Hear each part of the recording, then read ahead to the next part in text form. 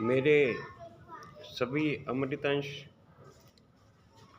बच्चों, सभी पुण्य आत्माओं, मेरे भाइयों और बहनों,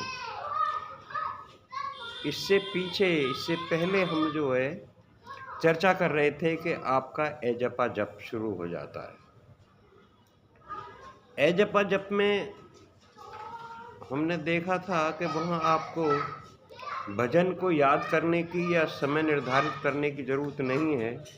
ये कभी भी और कहीं भी ऑटोमेटिकली अपने आप ही शुरू हो जाता है और आप इसको करते रहते हैं। तो ये था हमारा एजपा जप। इससे ऊपर एजपा जप की और कोई अवस्था नहीं है। यहाँ आप बहुत नवीन नवीन दृश्य देखेंगे। कुछ भयानक होंगे, कुछ अच्छे होंगे। उनमें आपको यहाँ गुरुजी की जरूरत पड़ेगी।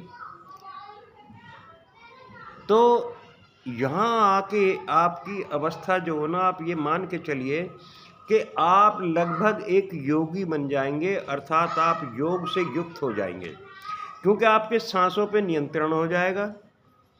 सांस कब गया और कब आया, आपका भजन गति पकड़ जाएगा और आपका जो योग है वो योग भी इतना हो जाएगा कि आप इतने एनर्जाइज्ड हो जाएंगे कि आपके अंदर अपनी एनर्जी को ना कंट्रोल कर पाने पे बहता हुआ भी देखेंगे। इसमें आपको कई चीज़ों का ध्यान रखना है कि अगर आपने किसी के ऊपर दया करी, अगर आपने किसको क्षमा भाव तो ठीक है, लेकिन अगर आप दया करते हैं तो जैसे ही आपके अंदर से, आपके अंतःकरण से, आपके मन बुद्धि और चित्त से यहाँ से जैसे ही आवाज़ आएगी, वैसे ही आपकी ये शक्ति बहनी शुरू हो जाएगी। ये हाथों के माध्यम से बहती है, आँखों के माध्यम से भी बहती है, आपके हृदय के जो भाव है उनके माध्यम से भी बह जाती है, आपके पैरों के जो अंगूठे हैं इनके माध्यम से भी बह जाती है। जैसे किसी चीज़ को, किसी जीव को आपने छू दिया है, निर्जीव को भी छुएंगे तब भी बह जाएगी। यहाँ आपको बहुत ध्यान रखने की ज़रूरत है।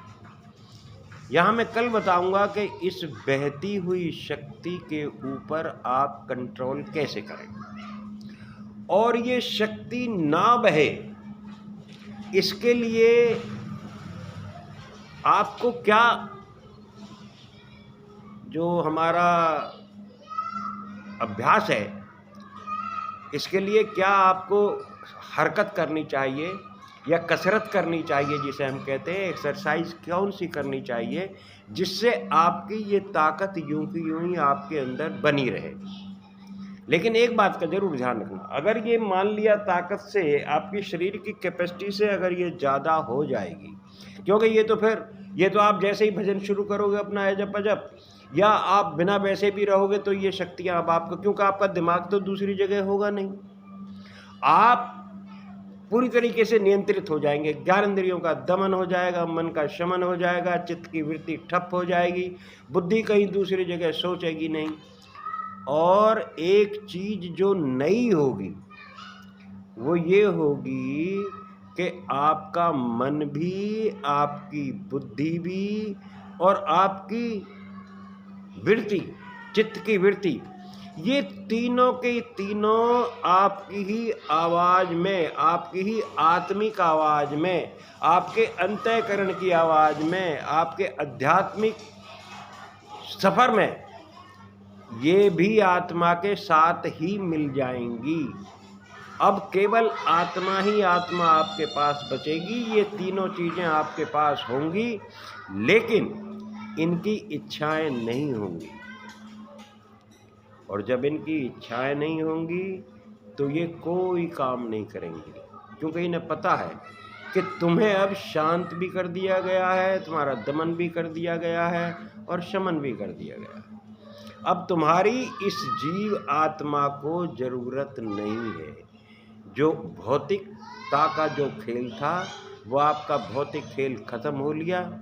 इसलिए अब ये जो कुछ भी सोचेगी, जो कुछ भी इसकी वृत्ति होगी, जो चाहेगी, और जो मन के उद्गार जो उठते हैं, मन में भूचाल उठता है, ये करूँगा, वो करूँगा, ऐसे करूँगा, वैसे करूँगा, वो भी जब समाप्त हो जाएंगे तो इनकी आवाज़ भी आपकी आत्मा की आवाज़ में मिल जाएगी। इनके सुर भी वही कहेंगे जो आपकी आत्मा के सुर हैं।